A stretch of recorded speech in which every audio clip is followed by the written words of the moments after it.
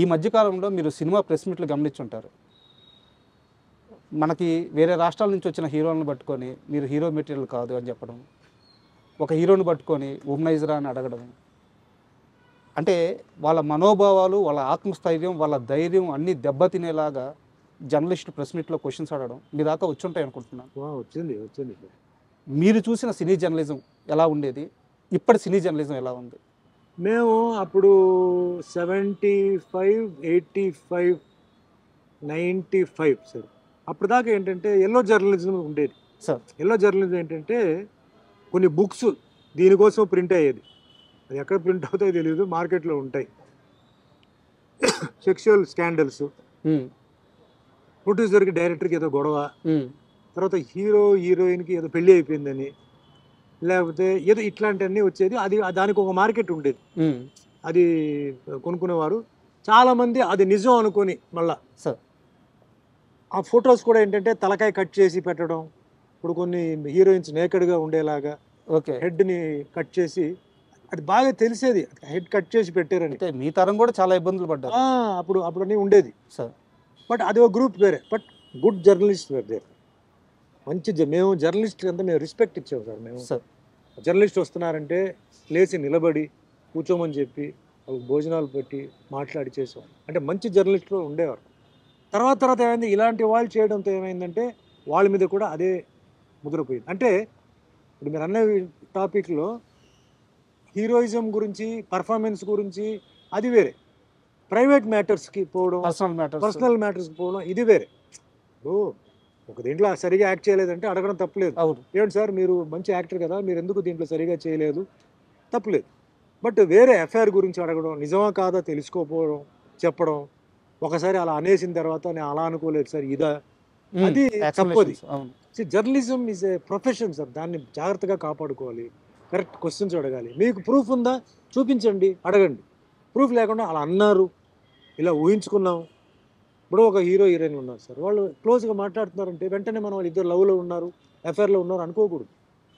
అవన్నీ పోయింది. అది ఇప్పుడు జనరేషన్ కూడా చేంజ్ అయిపోయింది సార్. ఇప్పుడు అబ్బాయిలు అమ్మాయిలు బయట వెళ్తున్నారు, హోటల్కి వెళ్తున్నారు, తింటున్నారు, బయట టూర్స్కి వెళ్తున్నారు, పేరెంట్స్ వదులుతున్నారు, ఎవరి డిస్టెన్స్ వాళ్ళు మెయింటైన్ చేస్తున్నారు. స్టూడెంట్స్ని ఇప్పుడు చాలామంది మనం తప్పుగా అనుకుంటాం, రాంగ్ అది. వాళ్ళు they are thinking in a different way. మనకన్నా వాళ్ళు 100 times బాగా, అంటే ప్రొఫెషన్గా మనం ఎలా ఎదగాలి, ఫ్యూచర్లో నువ్వు ఏమవుతున్నావు, ఏం చదువుకుంటున్నావు, నీ ప్లాన్ ఏంటి, ఈ విధంగా ఆలోచించే వాళ్ళు ఉన్నారు. టూర్స్కి వెళ్తున్నాం. ఆ మధ్యలో కొంచెం అలాంటివి వచ్చి కొంచెం జర్నలిస్ట్ మీద కొంచెం బ్యాడ్ వచ్చింది. జర్నలిస్ట్ని అవాయిడ్ చేయాలని చెప్పి కొన్ని వచ్చింది. కొన్ని జర్నలిస్ట్ మీద కూడా ఏంటంటే కొందరు వాళ్ళు మిస్బిహేవ్ చేయడం, వాళ్ళు మాట్లాడడం తెలియక ఏదో అంటే 10 మంది ముందు మనం అడిగితే అని చెప్తాం, అక్కడతో మేము కట్ చేసేస్తాం కదా, మేము ఎంకరేజ్ చేయం కదా. సో జర్నలిస్ట్ అనేది ఇట్స్ ఎ గ్రేట్ ప్రొఫెషన్. అది కరెక్ట్గా హ్యాండిల్ చేయాలి. కరెక్ట్గా చేస్తే ఎప్పటికీ మర్యాద ఉంటుంది, ఎప్పటికీ రెస్పెక్ట్ ఉంటుంది. లేకపోతే ఆ రెస్పెక్ట్ పోతుంది సార్. సార్ సుమన్ అనే వ్యక్తి పుట్టిందే ఆ శ్రీనివాసుని క్యారెక్టర్ చేయడానికి అని చెప్పి ఇప్పటికే కొన్ని లక్షల మంది నమ్మేశారు. మీరు నమ్మేయడం కాదు, నిజం కూడా అది. ఆ పాత్ర గొప్ప, అంటే ఆ పాత్ర గొప్పతనం అటువంటిది. అయితే ఆ పాత్ర సుమన్ గారి దగ్గరికి వచ్చే ముందు శోభన్ బాబు గారి దగ్గరికి వెళ్ళింది, ఆయన చేయలేను అన్నారు, తరువాత సుమన్ గారి దగ్గరికి వచ్చింది అని చెప్పి అంటారు. మీ దాకా వచ్చిందా ఈ న్యూస్? లేదు సార్, అది రూమరే. ఎందుకంటే అప్పుడు నాగార్జున గారికి ఏజ్ వైజ్గా ఈక్వల్గా ఉండాలి, ఓకే, ఇమేజ్ వైజ్గా ఈక్వల్గా ఉండాలి, అప్పుడే బ్యాలెన్స్ చేయగలుగుతాం అని చెప్పేసి డిసైడ్ చేశారు సార్. ఇది రూమరే. శోభన్ బాబు గారు అప్పటికే రిటైర్ అయిపోయారు సార్. రిటైర్ అయిపోయారు. అప్పట్లో ఆయన అందగాడు మీకు తెలుసు, ఆయన చేశారు. ఆ టైంలో ఆయన వెంకటేశ్వర స్వామియో, రాముడో, కృష్ణుడో ఇవన్నీ ఆయన చేశారు. బట్ ఈ సినిమాలో అది ఓన్లీ రూమరే. ఎందుకంటే ఏజ్ బ్యాలెన్సింగ్ ఉంది, ఇమేజ్ బ్యాలెన్సింగ్ ఉంది సార్. అన్నమయ్య సినిమాలో అన్నమయ్య, నాగార్జున, మరి వెంకటేశ్వర స్వామి ఎవరు, ఆ ఏజ్ గ్రూపే రావాలి, ఆ బ్యాలెన్సింగ్ రావాలి. సో ఎవరు అక్కడ వెతకడం జరిగింది. ఆఖరికి వెతికి ఆఖరికి నాకు వచ్చిందనమాట ఆ క్యారెక్టర్. తప్ప సోహన్ బాబు గారిని అడిగారు, ఆయన వద్దన్నాడు, అప్పుడు నా దగ్గరికి వచ్చింది. అది రాంగ్ న్యూస్, రూమర్సే. అండ్ కొన్ని నెలల క్రితం తిరుమల వెళ్ళి రాఘవేంద్రరావు గారిని కలిశాను నేను. సార్ని కలిసి ప్రసాదం ఇచ్చి సార్తో మాట్లాడినప్పుడు కూడా అంటే ఎప్పుడైనా సరే అన్నమయ్య అనే ఆ సినిమాని తీసిన వ్యక్తి కానీ అందులో నటించిన వాళ్ళని కానీ ఆ సినిమా గురించి మాట్లాడుతుంటే కానీ ఒక రకమైన గూప్సంప్స్ ఇప్పుడు కూడా. ఆ సినిమాని ఇప్పుడు రిలీజ్ చేస్తే చూడాలని కొన్ని కోట్ల మంది ఎదురు చూస్తున్నారు సార్. ఎప్పుడు ఉంటుంది? Annamayya cannot be redone sir, but can be released. Yes.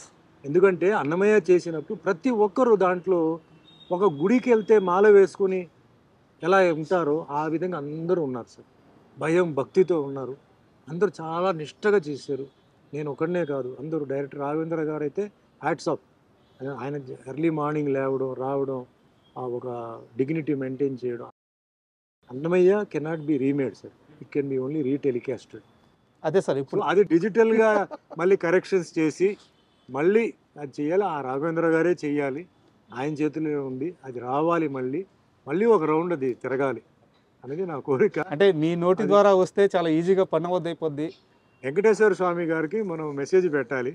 ఆ వెంకటేశ్వర స్వామి దాన్ని మళ్ళీ రిలీజ్ చేసి, అంటే ఇప్పుడున్న డిజిటల్ కరెక్షన్స్తో, డిజిటల్ సౌండ్స్తో వాటితో చేసి, అంటే టాల్బీ సిస్టమ్ ఇలాంటివన్నీ బాగా ఇప్పుడు చేంజ్ అయింది కదా, ఆ లెవెల్లో దాన్ని చేస్తే నిజంగా చాలా గొప్ప విషయం, చాలా గొప్ప సినిమా అవుతుంది. అండ్ అది ఆయన రాఘవేంద్ర గారే దాన్ని చెయ్యాలి. మేమందరం వెయిటింగ్ సార్ ఆ సినిమా. నేను జీవితంలో ఎంతోమంది డైరెక్టర్స్తో వర్క్ చేశాను. రాఘవేంద్ర గారితో నేను కమర్షియల్ సినిమా చేయాలని చెప్పి అనుకున్నాను, అవకాశం రాలా. నాకు మార్కెట్ ఉన్నప్పుడు ఆయన బిజీ, నాకు ఆయనకి ఖాళీ చేద్దామన్నప్పుడు నాకు మార్కెట్ కొంచెం అప్ అండ్ డౌన్.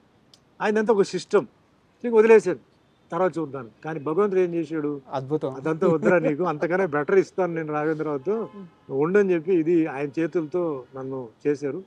ఆ సినిమాలో అంత గొప్ప పేరు, ఆ సినిమాలో ఆ లుక్, ఆ సినిమా ఆ ఫీలింగ్ అది వచ్చిందంటే డైరెక్టర్ రాఘవేంద్ర గారు, ఎంటైర్ టెక్నీషియన్స్ అండి, అందరికీ వందనాలు.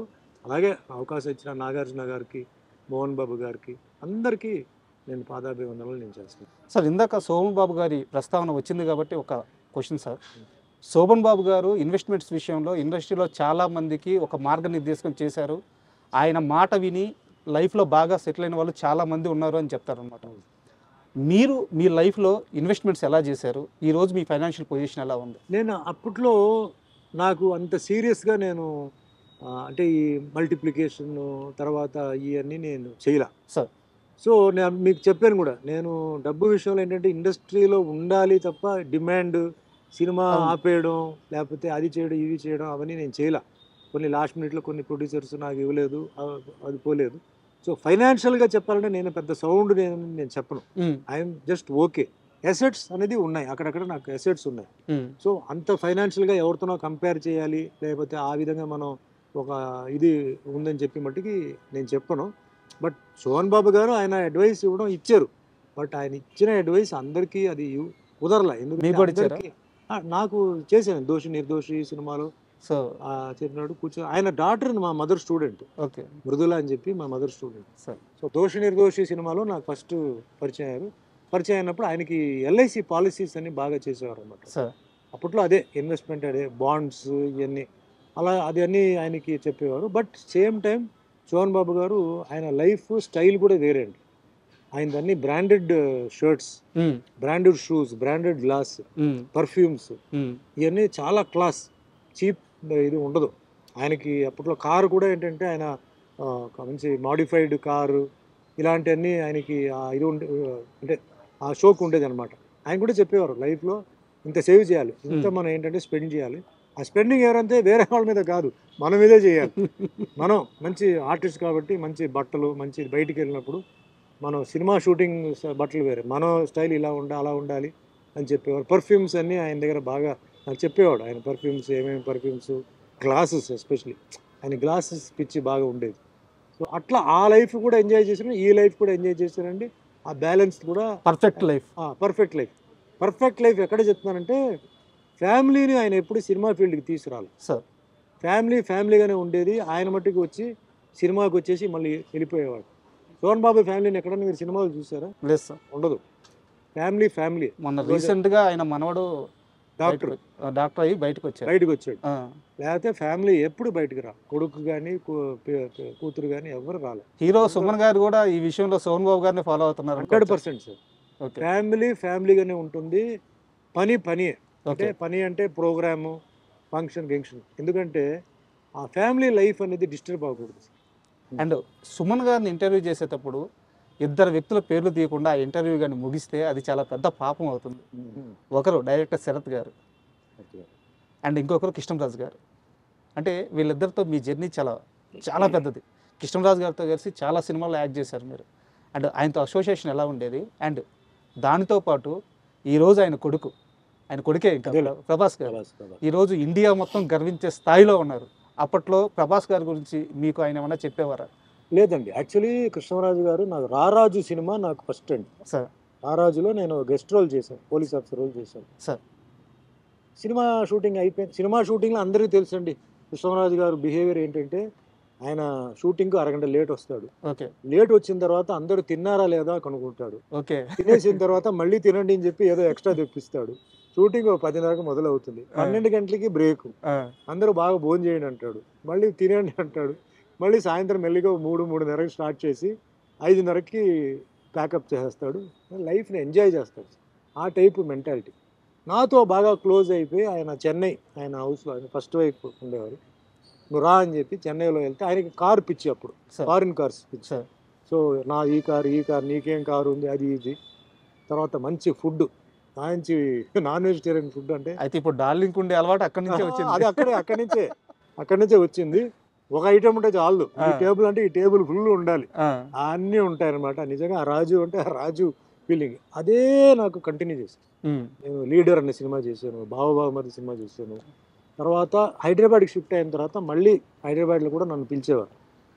ఇంటికి పిలిచి భోజనాలు అది ఇది. అంటే అది ఒక ఆ టైప్ ఆఫ్ ఇది. చెడు అనేది ఎప్పుడు లేదు సార్. అందరితో మంచిగా ఉంటారు. అందరికీ ఆయనకి ఒకటి ఎక్సైజ్, తర్వాత కరాటే చాలా ఇష్టం. ఎక్కడ ఉన్నా పిలిచేవాడు. పిలిచి కొంచెం ఏంటి ఎక్సైజ్ చేయట్లేదా అన్నాడు. కొంచెం టఫ్గా ఉంటే ఇలాగే ఉండే అట్లా. అంటే ఎక్సైజ్ మీద, హెల్త్ మీద బాగా, అంటే ఫిట్నెస్ మీద, ఫుడ్ మీద, లైఫ్ ఎంజాయ్ చేయాలి. ఎంజాయ్ చేయకుండా లైఫ్ ఏంటి అని అనుకుంటున్న ఒక వ్యక్తి. I miss him a lot అండి. ఇప్పుడు అదే ఆ క్యారెక్టరిజం అంతా డార్లింగ్లో చూస్తున్నాం. ఆ బిహేవియర్ కానీ అన్నీ అదే వచ్చేసింది. అవును, సేమ్ జూనియర్, అదే మంచితనం, అదే ఫుడ్ పెట్టడం, సేమ్ జూనియర్ వచ్చింది. బట్ ఆ క్లోజ్నెస్, ఇంకా ఆ ఫీలింగ్ ఆయన మరి మిగతా వాళ్ళతో ఎలా నాకు తెలియదు, కానీ నాతో మట్టికి ఒక తమ్ముడు లాగా బాగా చూసుకునేవారు. మంచి అభిమానం, ప్రేమతో చూసుకునేవారు అనమాట. అండ్ మేము కొన్ని టెంపుల్స్లో అప్పుడప్పుడు వీ యూస్ టు మీట్ అండి. ఆయన కొంచెం టెంపుల్స్కి వెళ్ళేటప్పటికి కర్ణాటకలో అంతా వీ యూస్ టు మీట్ అనమాట. అట్లా ఇంకా క్లోజ్ అయిపోయాం. భక్తి కూడా ఆయనకి ఉందన్నమాట. ఇక శరత్ గారికి వస్తే నాకు చెప్పాలంటే చిరంజీవి గారికి ఎట్లా కోదండరామిరెడ్డి డైరెక్టర్ సాంగ్స్ విషయంలో, అంటే కంపోజింగ్, లిరిక్స్, స్టెప్స్ ఇవన్నీ చేశారు. నాకు శరత్ గారు సాంగ్స్, ఆయన నీ పాటలన్నీ హిట్టే కదా సార్ మీ కాంబినేషన్లో. సినిమా ఎలా ఉన్నా సరే ఆ సినిమా సాంగ్స్ వల్ల సినిమాలు 6 వారాలు ఆడిన సినిమాలు ఉన్నాయి. నా కోసం లిరిక్స్, నా కోసం కాస్ట్యూమ్స్, నా కోసం స్టెప్స్, అంటే మాస్టర్తో మాట్లాడి చేశారు.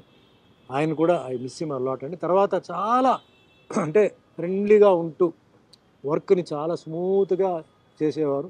నాట్ ఓన్లీ సాంగ్స్, సినిమాలో డైలాగ్స్ కానీ, సీన్స్ కానీ. బావబావమరిది సినిమా ఉంది, చాలా అల్లుడు అనే సిరీస్లో మొత్తం దొంగలుడు, ఆలుడు, ఈయలుడు మొత్తం చాలా బియ్యే కదా. చాలా ఆయన మిస్ హిమ్ అ లాట్ ఇప్పుడు, బికాస్ ఆయన లేరు. అండ్ లాస్ట్ వరకు ఆయన నాకు మంచి సాంగ్స్ ఇచ్చారు. అంటే వేరే వాళ్ళు బి గోపాల్ గారు ఉన్నారు, అవన్నీ వేరే విషయం. బట్ కంటిన్యూస్గా మేము సినిమాలు చేసాం అట్లా. అవును, అంటే ఇప్పుడు 2 తెలుగు రాష్ట్రాల్లో ఇన్నేళ్ల తర్వాత కూడా ఎక్కడ జాతర జరిగినా సరే ఆ కుర్రాడు బాబాయ్ అనే ఒక సాంగ్ ఉంటుంది. బాబాయ్ తలుకు చిన్నది అదే ఒక పాట. అండ్ ఆ బాబా మధ్యలో సిల్క్ స్మిత సాంగ్. ఈ పాటలు లేకుండా తిరణాలు కానీ, జాతరలు కానీ ఎక్కడ క్లోజ్ అవ్వదు సార్. నిజంగా అదృష్టం అండి. ఎందుకంటే ఇది నేను చెప్పకూడదు, నేను చెప్తే నేను సెల్ఫ్ డబ్బాన్ని కొట్టినట్టు అవుతుంది. ఇప్పుడు మీరు చెప్పారు కాబట్టి నేను కొన్నిసార్లు తిరుగుతుంటే కొన్ని సాంగ్స్ బాగుంటాయి. ఈ సాంగ్ ఎక్కడో విన్నట్టుంది, ఈ సాంగ్ బాగుందంటే నేను డ్రైవర్ని అడిగేవాడిని, ఇది ఏ సినిమా సాంగ్ సార్? మీ సినిమా సార్ ఇది, మీ సినిమా సాంగ్ మీరు మమ్మల్ని అడుగుతారేంటి, మీ సినిమా సాంగ్ అని. అప్పుడు నాకు వెలిగేది, ఓ ఇది అని చెప్పి. అంటే అంత మంచి ట్యూన్స్ అండి, అంత మంచి లిరిక్స్. ఈరోజు వీడియోస్ అవన్నీ చేస్తున్నారు కదా, కంపల్సరీ నాది ఒక 5 పాటలు దాంట్లో remix what ever it is ఉంటుంది. ఆ విషయంలో నిజంగా నేను అదృష్టవంతుడు. ఎందుకంటే ఎప్పుడో చేసిన సాంగ్స్ ఇప్పుడు ఈ యూత్ దానికి డ్యాన్స్ చేయడం, ఈ యూత్ దానికి మేబీ అది ఎవరి సాంగ్ కూడా వాళ్ళకి తెలియకపోవచ్చు కూడా. అయ్యో ఎందుకు తెలియదు సార్, బట్ అది నిజంగా చాలా నేను చాలా famous. అదృష్టం ఆ సాంగ్స్ చేసిన నిజంగా వాళ్ళకి నమస్కారం. అదృష్టం, ఇవన్నీ అదృష్టం సార్. ఇది అందరికి రాదు. అవును అందరికీ ఈ సాంగ్స్ విషయంలో, సీన్స్ విషయంలో అదృష్టం రాదు. కొన్ని డైలాగ్స్, కొన్ని రైటర్స్, కొన్ని కెమెరామెన్స్, వాళ్ళందరూ ఏంటంటే అదృష్టం ఉంటేనే అది మనకి దొరుకుతుంది వర్క్ చేయడానికి. అట్లా నాకు ఏదైతే వచ్చిందో నేను చాలా అదృష్టవంతుడు. నాకు భగవంతుడు ఏ పొజిషన్ ఇచ్చారో నేను చాలా అదృష్టవంతుడు. ఏమీ బ్యాకింగ్ లేకుండా, ఏమీ పుషింగ్ లేకుండా, సొంత స్వయం కృషి మీద కింద పడి లేసి కూర్చున్నానంటే అందరూ నా ప్రేక్షకులు, నా అభిమానులు, వాళ్ళందరికీ నేను పాదాభివందనలు చేసి ఇదే జర్నీ అలాగే కంటిన్యూ అవ్వాలి. ఇదే అభిమానం, ప్రేమ ఎప్పుడూ ఉండాలి. ఉన్నంతకాలం మనంతా అలాగే ఉండాలని. ఎందుకంటే ఎక్కడో పుట్టి ఎక్కడో పెరిగి అభిమానం రావడం అంటే ఒక వరం అండి సార్. అభిమానం అందరికీ రాదు. పెద్ద పెద్ద కోటీశ్వరులు ఉంటారు, పెద్ద పెద్ద బిజినెస్ మ్యాన్ ఉంటారు, వాళ్ళ అభిమానులు ఉండరు. చూస్తే ఈ బిజినెస్ మ్యాన్ ఏదో అంటారు, అంతే కదా, తెలియదు. ఆ ఫ్యాన్ ఫాలోయింగ్ ఫ్యామిలీ కన్నా ఎక్కువ ఉంటుంది. అవును అది గిఫ్ట్ అండి అది. అందుకే నాకు అభిమానులు వస్తే కొందరు లేదంటే సార్ పిలవమంటారా, వద్దా, పిలవండి సార్, నన్ను పిలవండి, ఫోటోలు అందరికి ఇస్తాను. ఎయిర్పోర్ట్లో, రైల్వే స్టేషన్లో కలుస్తుంటే అది నేను హ్యాపీ ఫీల్ అవుతాను. ఒక కళాకారుడికి మాత్రమే ఉండే గౌరవం సార్ అది. ఒకటే పొలిటీషియన్ దగ్గర ఉండదు, ఓన్లీ మళ్ళీ స్పోర్ట్స్ వాళ్ళ దగ్గర ఉంటుంది. అంటే స్పోర్ట్స్లో ఇంట్రెస్ట్ ఉండాలి.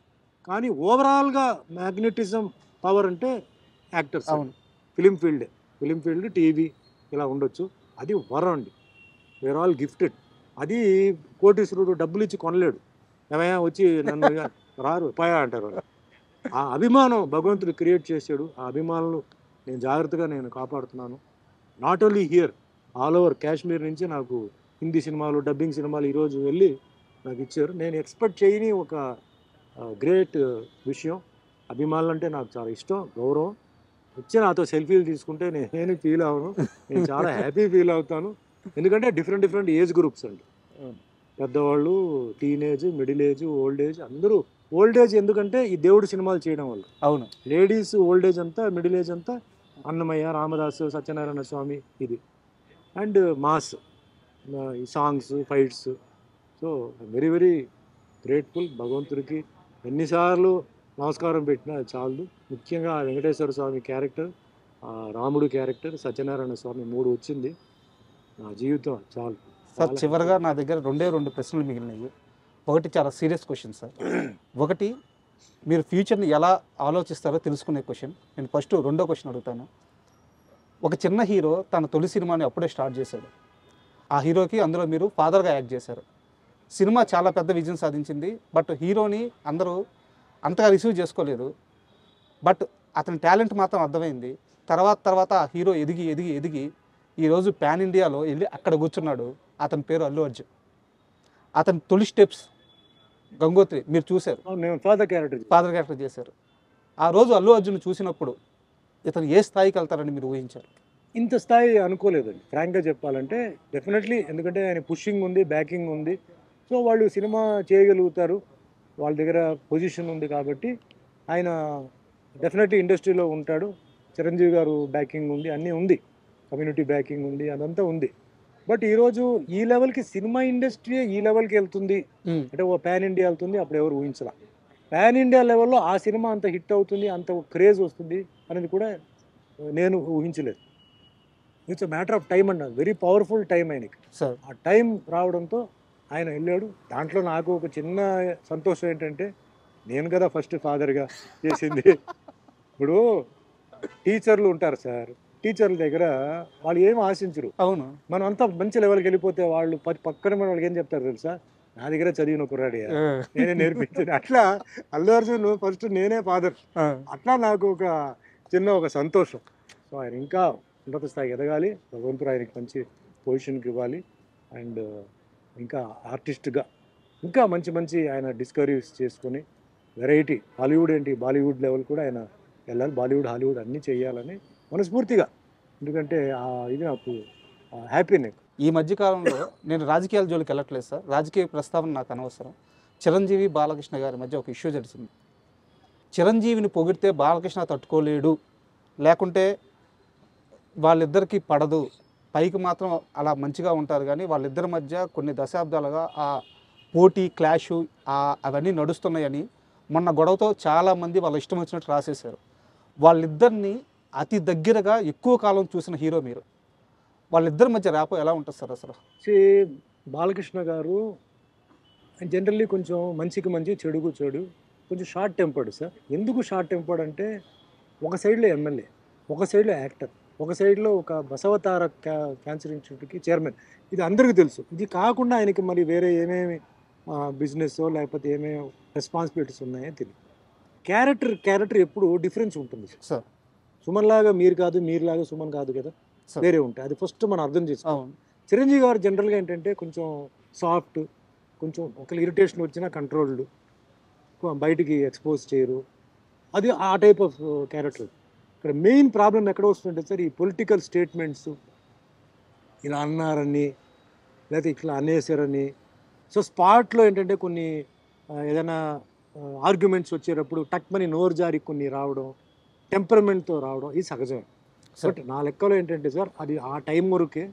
తర్వాత అంటారు కదా, no permanent enemies, no permanent friends. పాలిటిక్స్లో అదే నా ఎక్స్పీరియన్స్. పాలిటిక్స్లో no permanent enemies, no permanent friends, అది ఆ రూట్లోనే వెళ్తుంటుంది. సో మనం ఇలా అన్నారు అలా అన్నారు చెప్పి ఇప్పుడు ఫ్యాన్స్ కొట్టుకుంటున్నారు సార్. మేమంతా బాగానే ఉన్నాం. అదే సార్ ప్రాబ్లం. ఫ్యాన్స్ కొట్టుకుంటున్నారు, రాళ్ళతో విసురుతారు, బళ్ళు నాశనం అని చేస్తారు. ఎందుకు? వేస్ట్. మేము హ్యాపీగా, మేము అదే 80s గ్రూప్లో మేము అందరూ హ్యాపీగా ఉంటాం, హ్యాపీగా ఎంజాయ్ చేస్తాం. మీకు వాట్సాప్ గ్రూప్ ఉంది? ఉందిగా. మేము డైలీ మాట్లాడుతున్నాంగా, విషెస్ చెప్తూనే ఉంటాం. వాళ్ళు మాకు ఫోటోలు పంపుతుంటారు, ఏదైనా విషయం జరిగితే మేము కొన్ని అడుగుతుంటాం. వాళ్ళే పాపం అమాయకమైన వాళ్ళు ఫ్యాన్సే.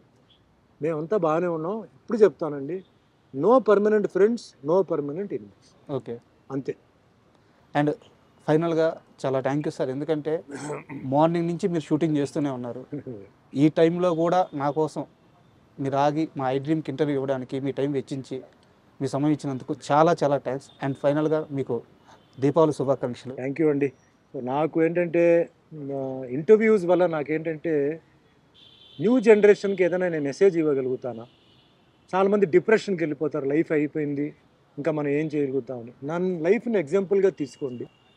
నేను ఈ ఫీల్డ్లో, కాంపిటేటివ్ ఫీల్డ్లో, ఛాలెంజింగ్ ఫీల్డ్లో ఎలా వచ్చాను. సో నేను చెప్పిన దాంట్లో నేను 10 చెప్తే మీకు ఏదైనా 2-3 నచ్చితే అది పాటించి చూడండి. ముఖ్యంగా తల్లిదండ్రుల విషయాల్లో చెప్తున్నాను. ఆరోగ్యం చాలా ముఖ్యం. ఒకసారి ఆరోగ్యం పాడైపోతే మళ్ళీ మనం రికవర్ చేయలేము. అందరూ బాగుండాలి, ఎందుకంటే లైఫ్లో ఎవరు ఎప్పుడు పోతారు, ఎప్పుడు ఉంటారని తెలియదు. ఈ ఇంటర్వ్యూ వాళ్ళకి ఆ విధంగా ఉపయోగపడాలి. ఇంకోటి, బయట చాలామంది ఇలా అనుకున్నారు, అలా అనుకున్నారు అని అనుకోవద్దు. ఓపెన్గా ఈరోజు నేను చెప్పాను. సో కొన్ని రాస్తారు, కొన్ని విజువల్గా ఓబీ వాయిస్ వస్తుంది. సో అవన్నీ కాదు, ఈరోజు ఓపెన్గా సుమన్ మాట్లాడారు. మీరు మంచి ప్రశ్నలు అడిగారు, నేను దానికి సమాధానం చెప్పాను. చెప్పిన దాంట్లో ఏమీ అబద్ధాలు కాదు, నిజం చెప్పాను. జరిగిన విషయాలు, ఎందుకంటే నాకు జరిగిన విషయాలు. సో అందరూ జీవితం అయిపోయింది, డిప్రెషన్, ఫెయిలియర్ కాదు. Always keep fighting in the right way. Go in the right way with the blessings of your parents. భగవంతుడు ఉన్నాడు ఇది. And I respect every religion, every caste, every community. ఎందుకంటే వాళ్ళందరి వల్లనే ఈరోజు నేను తయారయ్యాను. నేను హిందూ అని చెప్పి నేను హిందూ అని చెప్పనండి. హిందూ, ముస్లిం, క్రిస్టియన్, సిక్, పార్సీ, జైన్ అందరికీ నేను నమస్కారం పెడుతున్నాను. All religion. నేను అన్ని టెంపుల్స్కి వెళ్తాను, అన్ని మసీదుకి వెళ్తాను, అన్ని చర్చ్ కదా. అంటే ఏదో అక్కడ వెళ్ళి ఏదో ఫీలింగ్ చూపించడం కాదు. ప్రతి ప్లేస్లో రిలీజియస్ పవర్ ఉంటుందండి. వాళ్ళు ప్రే చేస్తుంటారు. అవును, ప్రే ఇస్ అ పవర్. ఆ పాజిటివ్ ఉంటుంది. అవును, అది వెళ్ళడానికి నేను బేర్ ఫిట్ పోయి నేను కూర్చుంటాను, నా కాళ్ళు అక్కడ పెడతాను, to release my negative energy and take the positive energy. So అట్లా నేను ఈ మెసేజ్ అందరికీ యూజ్ అవ్వాలి. ఈ ఇంటర్వ్యూ అందరూ హ్యాపీగా ఉండాలని మీరు ఇంతసేపు నాతో స్పెండ్ చేసినందుకు మీకు ధన్యవాదాలు. Thank you.